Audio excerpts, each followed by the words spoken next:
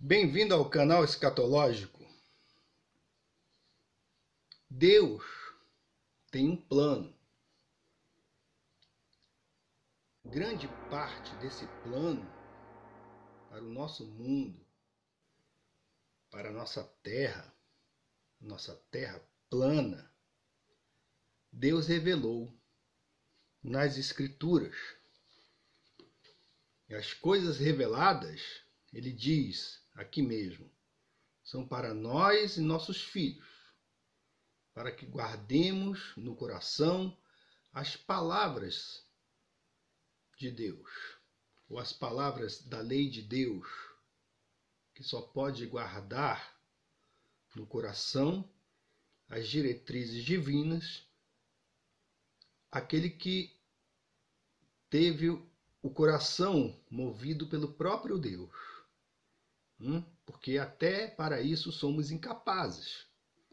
Então Deus tem um plano. E aquilo que não foi revelado, a Ele pertence. Pertence a Ele. Não nos cabe prescrutar coisas que Deus não revelou. Mas aquilo que foi revelado vai acontecer. E eu quero ser o último a estar contra os planos de Deus. Eu creio que também você, que nos assiste, pensa assim. Porque quem pode ir contra aquilo que Deus determinou? Agora, interessante é o seguinte. Deus realiza os seus planos através de instrumentos humanos.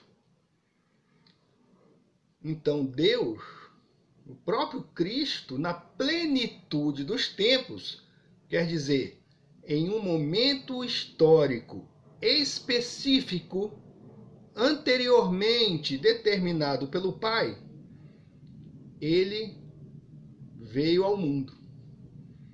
Na plenitude dos tempos, Deus enviou o seu Filho. Está escrito nas Escrituras, né?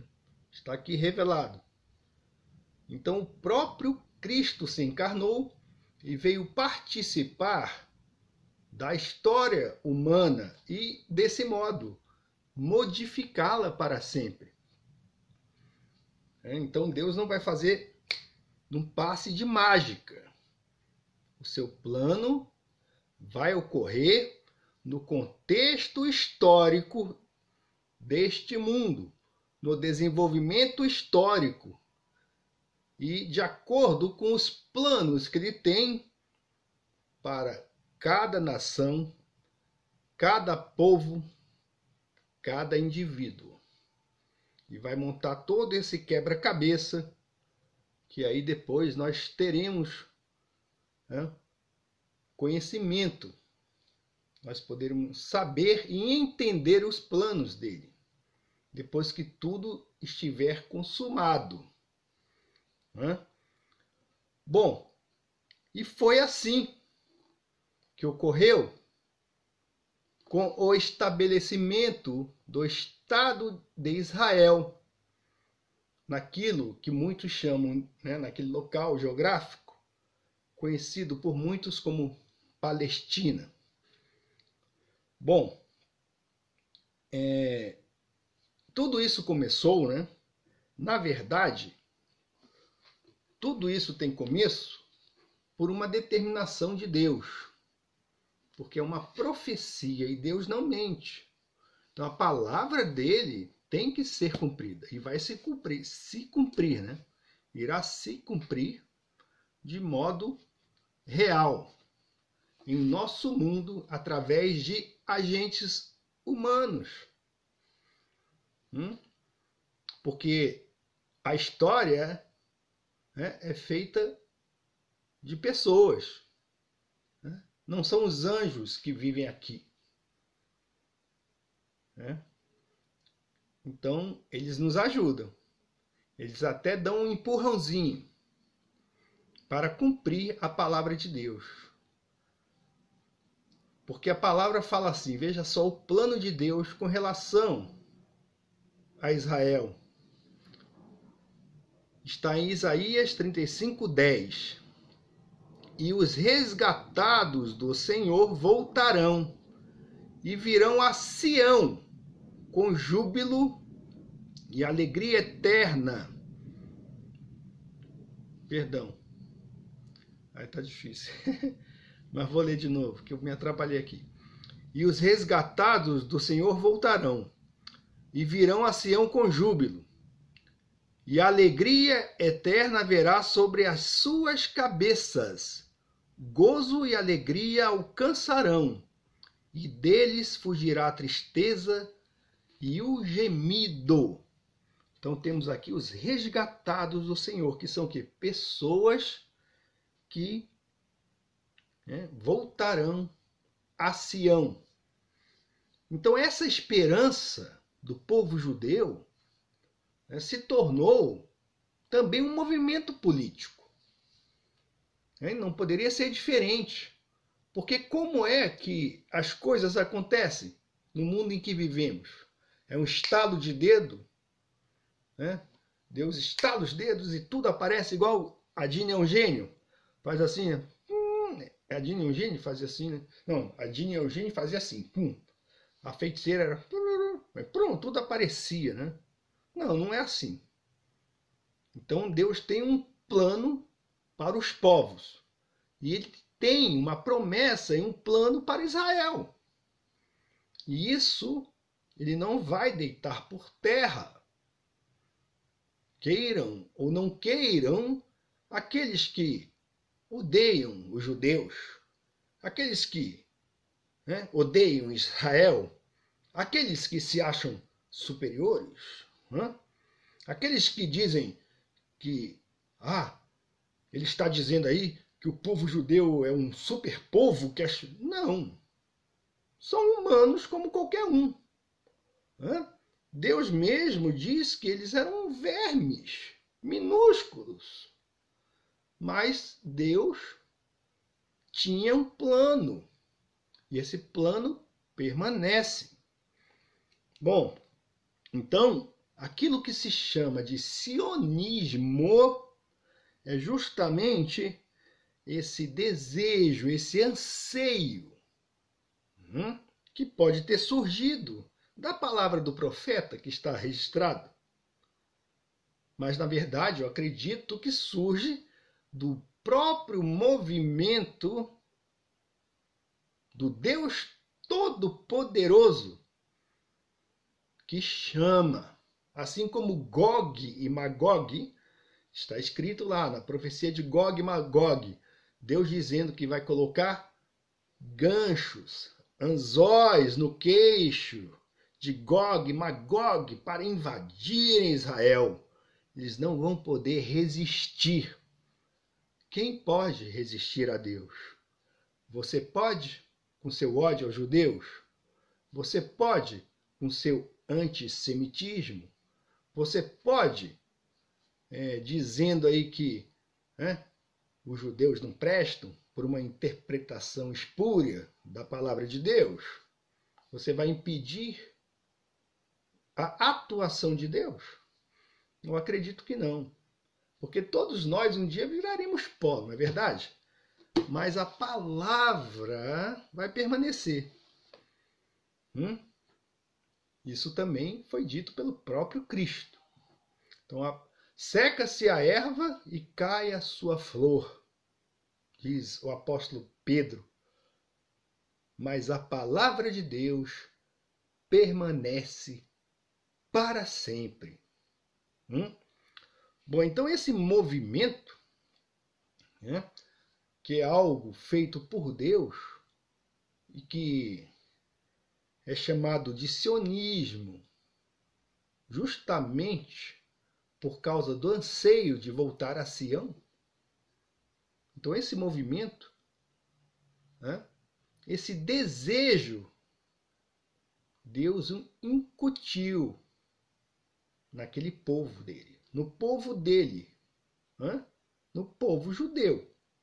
Deus incutiu isso e colocou nos profetas, na boca deles, a incumbência de proferir e de falar a respeito do futuro de Sião. Então, o sionismo, né, vamos um pouquinho de história, o sionismo é um legado de Theodor Herzl. Theodor Herzl, que há 150 anos, em 2 de maio de 1860, nascia, né? Ele nascia em Budapeste. Então, Theodor Herzl nasceu em Budapeste. E ele foi um estadista judeu, que, infelizmente, ele não teve a honra de conhecer o Estado que ele idealizou, que seria o Estado de Israel na Palestina. Mas ele vaticinou em 1897, vejam só. Então ele estava baseado,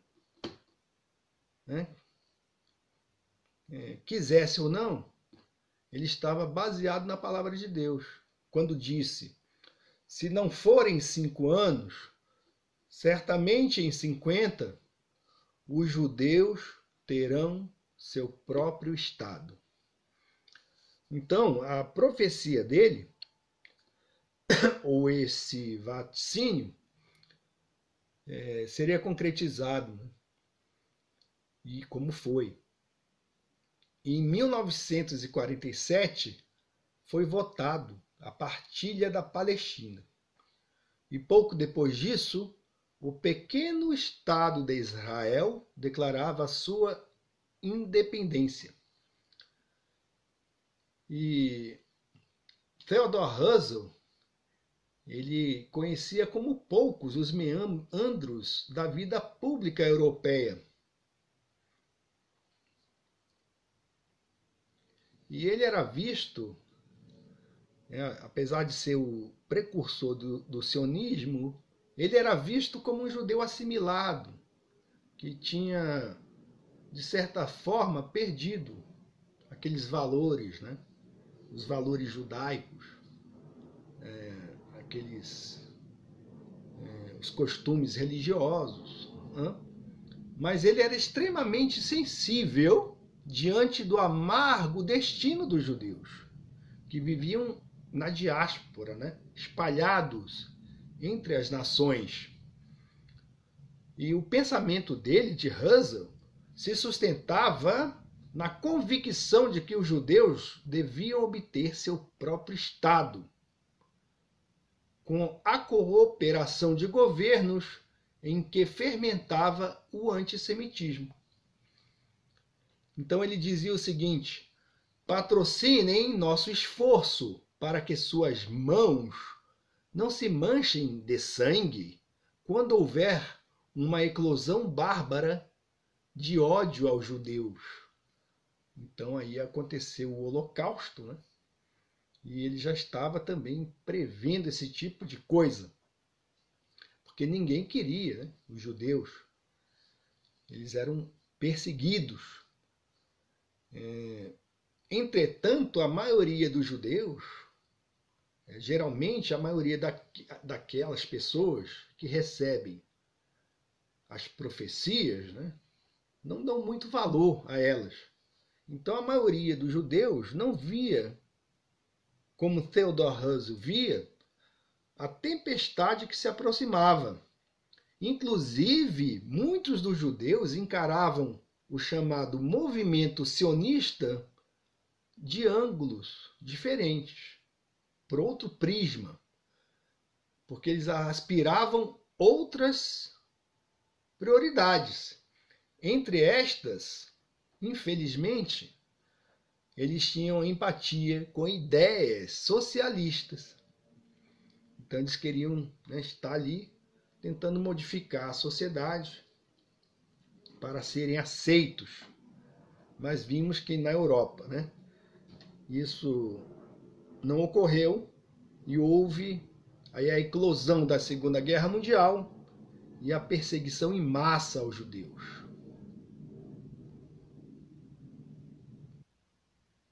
Mas vejam só, como Theodor Herzl, ele foi um escolhido de Deus para resolver um problema. E ele mesmo era bem ciente disso.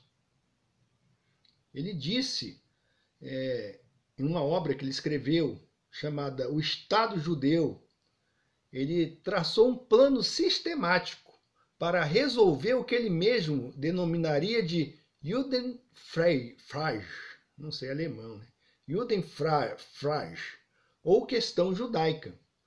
Segundo ele, a questão judaica existe em todo lugar em que os judeus vivem, por menor que seja seu número. E ele disse: compreendo o antissemitismo, que é um movimento complexo. Em minha qualidade de judeu, encaro este movimento sem ódio e sem medo. Para resolver a questão judaica, é preciso transformá-la numa questão política universal, regularizada pelos conselhos dos povos civilizados.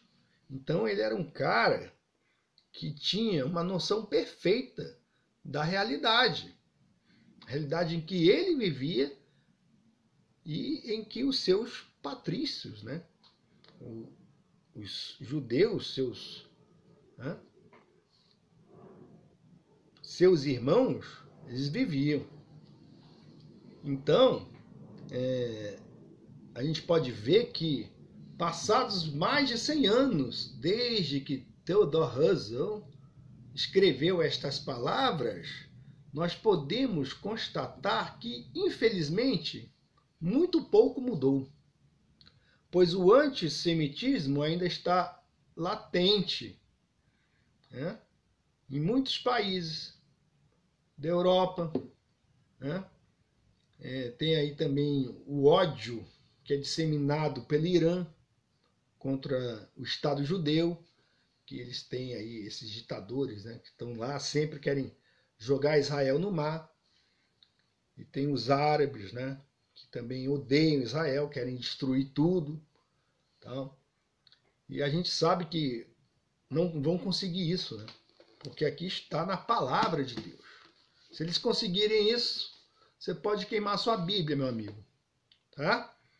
Porque a palavra de Deus aí vai perder toda a validade. Agora vejam só como apenas o fato político, né, não ajudou Israel a se tornar um Estado real ali na Palestina. Mas vejam só, circunstâncias que podemos dizer assim, desapegadas desse contexto político, colaboraram para isso. E eu pesquisei, já sabia mais ou menos dessa história, mas eu vou ler para vocês um texto aqui, que fala, vejam só como é interessante.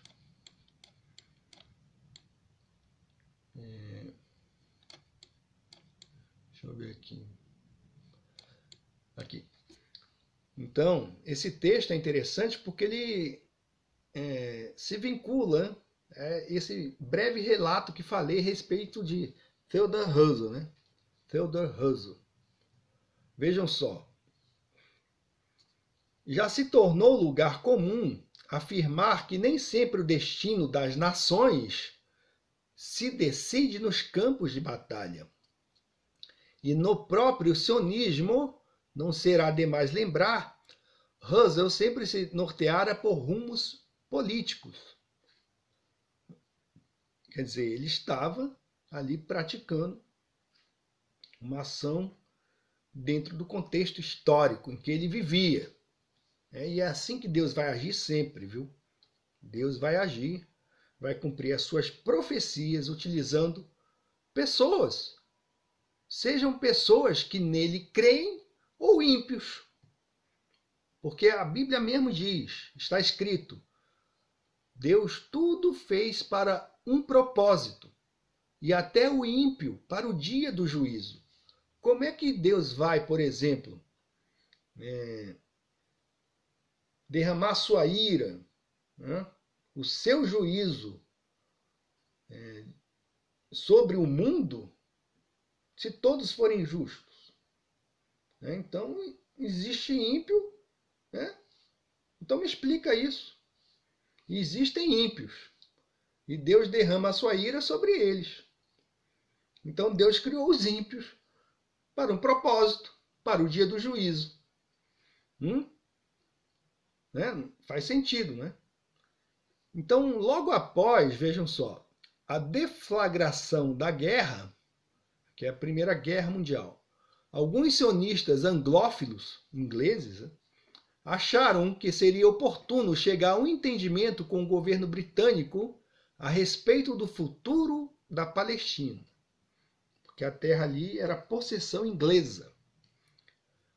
Vejam só, a iniciativa dessa ação coube ao Dr. Chaim Weizmann, que residindo desde 1904 na Inglaterra, já naturalizado inglês, ingressara em 1913 para o corpo docente da Universidade de Manchester, como professor de bioquímica. Vejam só. Foi nessa grande cidade industrial que Weizmann conheceu por simples acaso, eu diria providência, né? Não acaso, numa festa particular, Sir Cyril P. Scott, redator-chefe do importante jornal Manchester Guardian. Novos encontros se seguiram, formando-se entre ambos uma sólida amizade.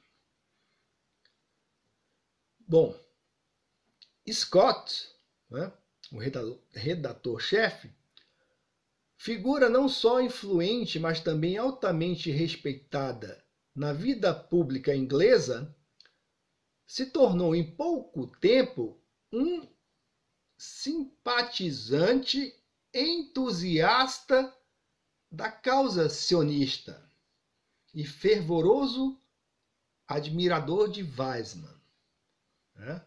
Aquele bioquímico. Então vejam só, né? No livro de Esther diz que Deus moveu o coração do rei. Né? Há vários trechos da Bíblia que falam isso, de Deus movendo o coração de alguma autoridade em favor do seu povo. Né? E Deus é o mesmo sempre, né? Antes, hoje e o será eternamente.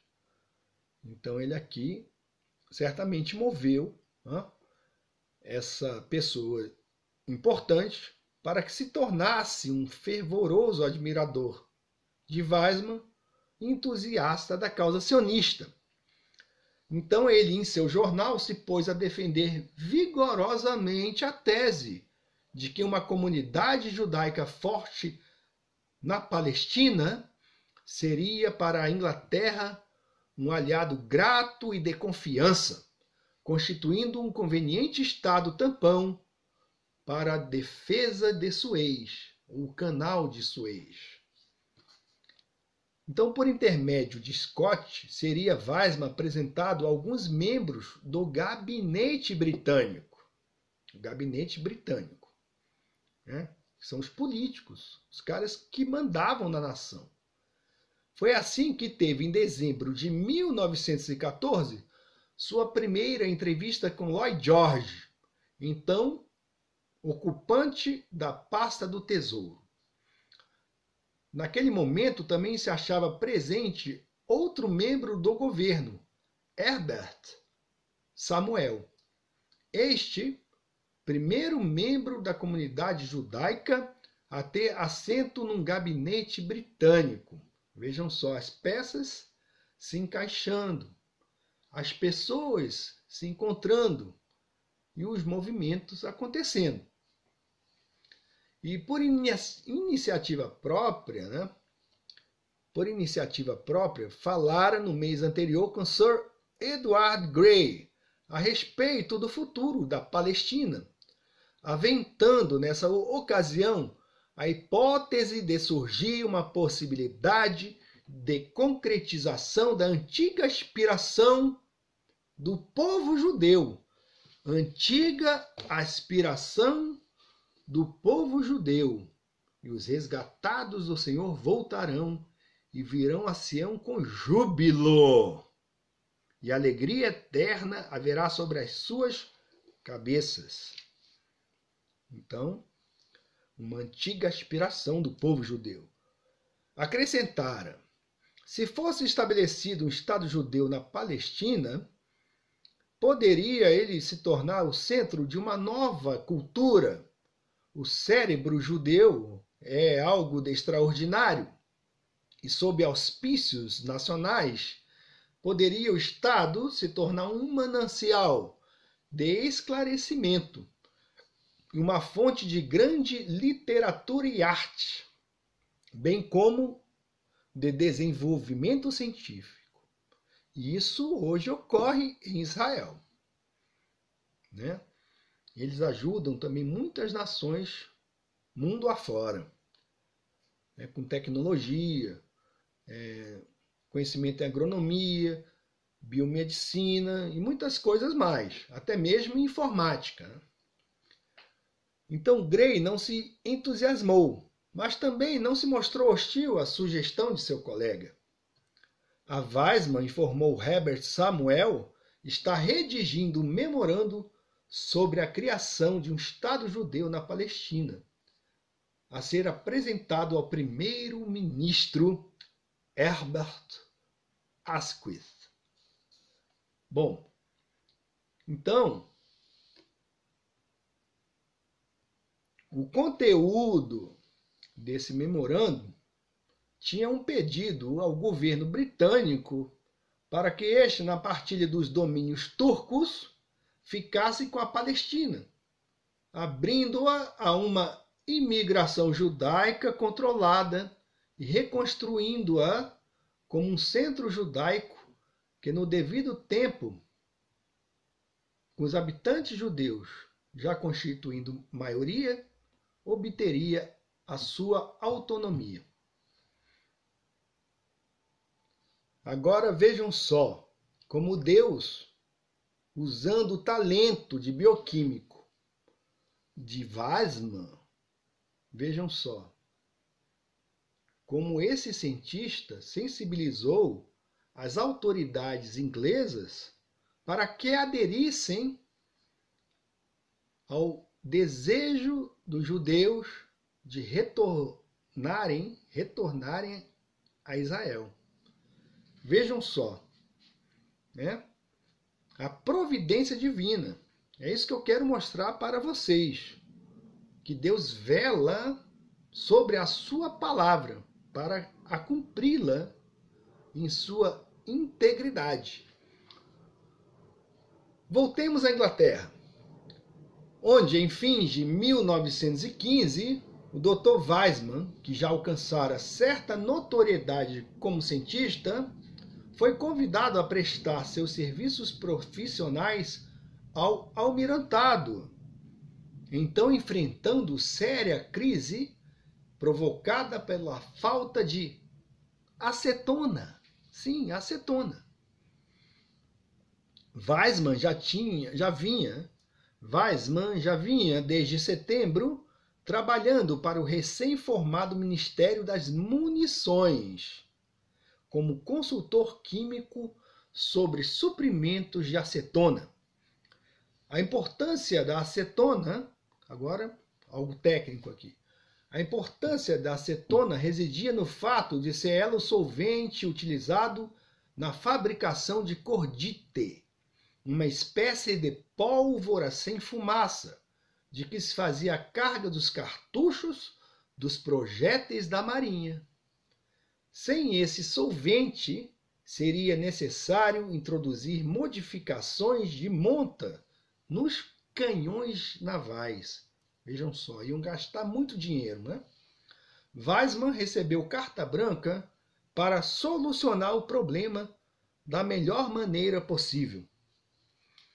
trabalhando intensivamente, conseguiu resolver a questão.